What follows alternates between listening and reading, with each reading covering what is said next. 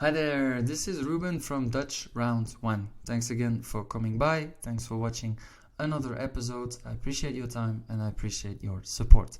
Today we're going to take a look at two kind of weird words of the Dutch language, der and das. Sometimes you see them popping up, but you don't really know what this means. Well, today this is your lesson, and if you watch until the end, I've also got a little extra for you guys. But before we do that, remember to give the like, subscribe to the channel, and let me know in the comments if this was useful for you or not. But without much further ado, let's go straight for our grammar lesson. Alright, so first of all, der and dus, or genitives. Now, what in the world is a genitive? Now, in some languages, like for instance German, they have noun cases. Nominative, accusative, genitive, dative. Well, in Dutch, in the past, we had the same. However, with the evolution of the language, this kinda went away. But genitive, the genitive one, is basically showing possession. So the genitive case is a noun case which is mainly used to show possession. What does this exactly mean? Well, we'll take a look at the examples and then I'll try and clarify the genitive for you. De loop des levens. De helaasheid der dingen. De schoonheid der dingen. De mantel der liefde. De tand des tijds.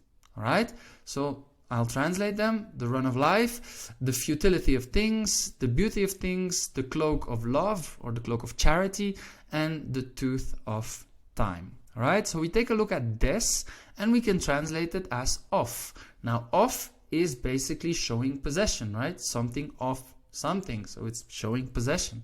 So that is basically the form de takes, the article de takes in the old genitive form. Now sometimes you will see we will add an s. Don't worry too much about that for the time being because I'll explain that in the following slides. However, der and dus, they are old genitive forms of the word de. That's the most important thing for the time being. We shall continue and we'll take a look at des. When do we use des? Now, des is the genitive case. We already know what is the genitive case. For the article de, if the word is masculine or neutral. So if the gender of the word is masculine or neutral, and very important, in the singular, right?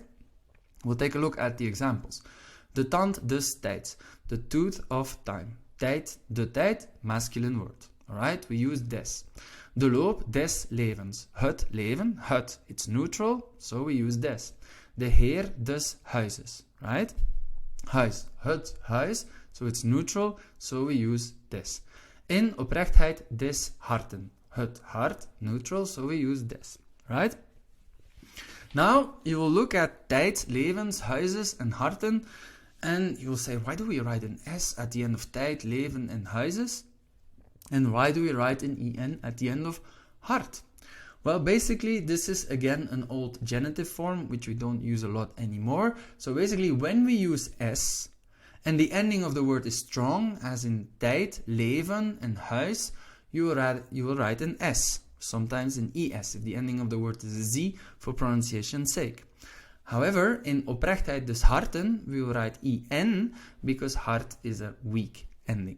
Now, I don't want you to focus too much on that. I just want you to recognize des and der and basically mean or know what it means. That's my main aim for this lesson. But since I want to extrapolate a little bit on this one, that is why we write an s or sometimes an en at the end when we use des in a sentence or in a word phrase. We continue with der. When do we use der? Well, der is the genitive case, we know already what that is, for the article de if the word is female or in the plural, right? So now it's female, the gender of the word, or any word which is in the plural. Examples. De loop der dingen, de mantel der liefde, het wonder der natuur. Alright, the run of things, literally. Dingen is in the plural, so we'll use der.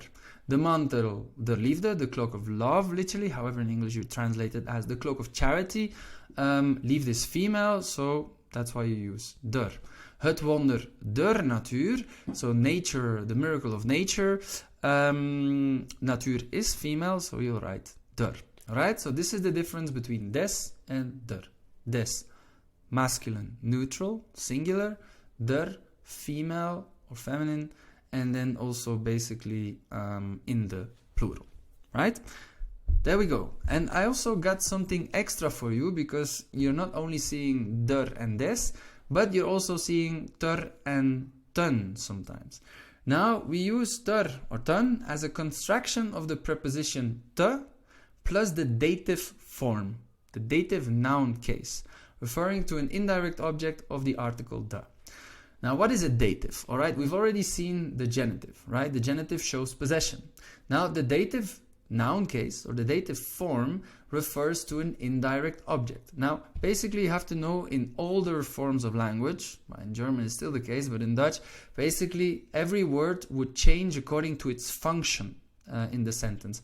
If it was a genitive, if it was a nominative, if it was an accusative, if it was a dative, right? So some words, articles, and even words would change. Now that's not the case anymore, but that's where this dative form comes from. Don't worry too much about the dative form of the right now, because I'll explain it to you in the next slide. Now, first of all, we're going to take a look at some examples. Ter gelegenheid, ten gunste, ten tijde van, en te goeder trouw. Te goeder trouw, in good faith, is an exception, so you just kind of have to know it by heart.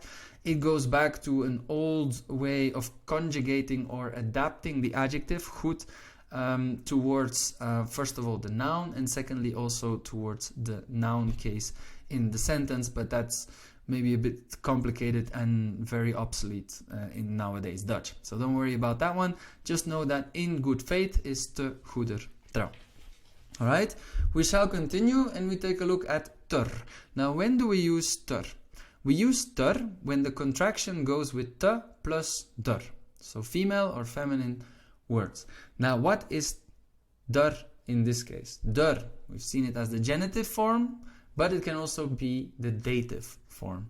Now, te plus der will contract them, and we will form them into ter, right? So examples: ter gelegenheid, ter zake, of ter informatie, right? That's it. So te plus der, that would be ter gelegenheid, ter zake, and ter informatie. It's the contraction of te plus der, so the dative form of the article de. Right? Okay, we go to the next one and we have ten. When do we use ten? Again, the same thing, the contraction of te plus the dative form of de with masculine or neutral words. And then basically contracting them together, we would have ten. So the examples are ten gunste, ten tweede, you've seen this one, ten eerste, ten tweede, ten derde, and so on. And then also ten huize van. So, in a nutshell, te plus der, so female words, te, and the dative form of the article de, that would be ter, the contraction thereof. And then when we have te plus den, so te plus the dative form in a masculine or neutral of the word de, contracting them together, we would have ten. So ten gunste, ten tweede, and ten huize van. Alright, so this was the grammar lesson for today. I hope you enjoyed it. I hope you found it useful. It's a little bit more complicated than normal. This is for B1, B2 students. However, I hope you found it useful. I want to thank you again for watching. Remember to give it a like. Subscribe to the channel if you want more content. Let me know in the comments if this is useful for you, if this helps you out.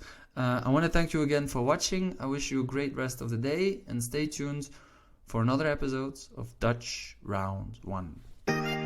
Ciao.